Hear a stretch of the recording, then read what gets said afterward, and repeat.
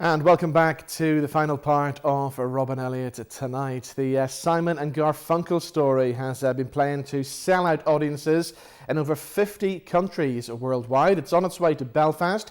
It's coming to the Grand Opera House. James Pattison is playing the part of Paul Simon, and we'll chat to him in just a second after we take a look at this clip from the Simon and Garfunkel Story.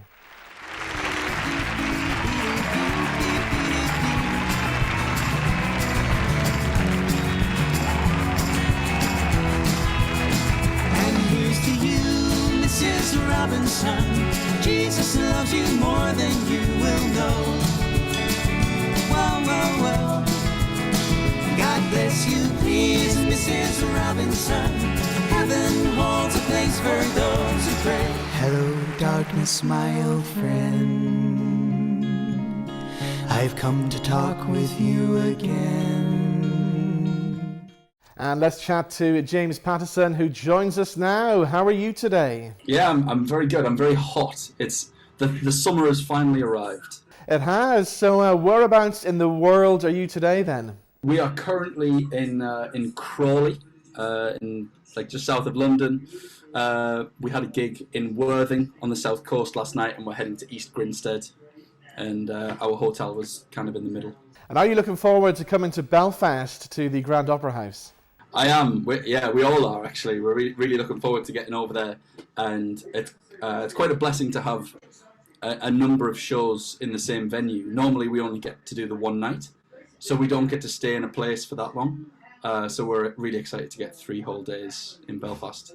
Tell us about the show then, because to do a show like this, you must have been a fan of the music of Simon and Garfunkel. It's interesting that you say that. I grew up listening and playing lots of James Taylor. I'm a big James Taylor superfan, which is a similar era and a similar style of music. But I never really crossed over into Simon and Garfunkel, so I've been lucky enough to get to go through that discovery over the last year or so, and I'm absolutely loving it. It's such a testament to the quality of the music, in that I've been doing the job for about 7 months now, and I still love it every night. It doesn't get old. The music is it's timeless, it's really well written, it's a pleasure to play, and the crowds love it as well. And as well as all the big songs in the show, you also tell the story of Simon and Garfunkel throughout their career. You use photographs and projections and things like that. That's right. It's more than a gig, and it's not a play. It's not a gig. It's a storytelling. It's a recounting of their story through the songs of the different periods of their career, and we cover right from the beginning of them meeting as school children, all the way through to their separation and them coming back together, and we end with the period of the big Central Park concert. And the songs really are timeless. They're songs that everybody will remember. Yeah, absolutely.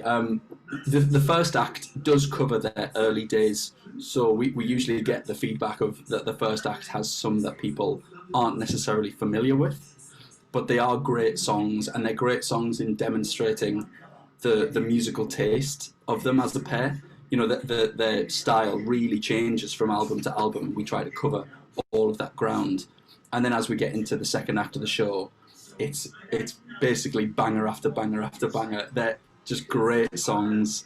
In certain venues, if they're allowed to get up out of their seats, we usually end up with people dancing in the aisles and things like that. So it's a really great concert.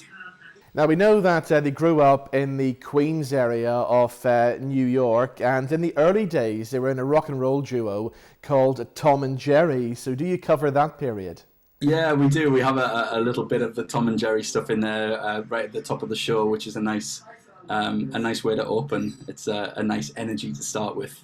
Now, I believe that Art Garfunkel has actually been to see the show.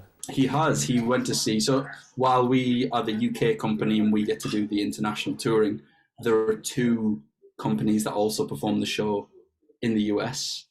And they were doing a performance in New York, and it turned out that Art Garfunkel had gone along, and he managed to go on to the stage at the end and tell everyone what he thought. It's brilliant. Yeah, he really enjoyed it. And that must have been really scary for the guys on stage. Yeah, I imagine it was, but to be honest, I think the show is so well put together and it's such a great piece that I don't think there would be any doubt that he would love it as a representation of his career. So yeah, to hear that great feedback from him was really, really lovely as a company.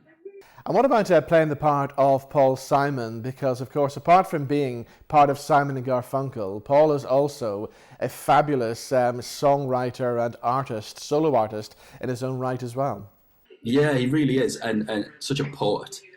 You know, the most challenging thing for me learning this show was the lyrics, because it's this constantly changing, flowing poetry that's all put to this incredible music. So getting, you know, every word is so particular. He's such a genius in that way. Everything has importance, and you don't want to skip out on any of that, which was a real challenge. But wow, what an amazing back catalogue to get to perform every night. Well, the Simon and Garfunkel Story comes to the Grand Opera House here in Belfast between the 5th and 7th of August. I'm looking forward to seeing it. James, it's been lovely talking to you. Thank you so much for joining us. Thank you so much. We're really excited to get over there.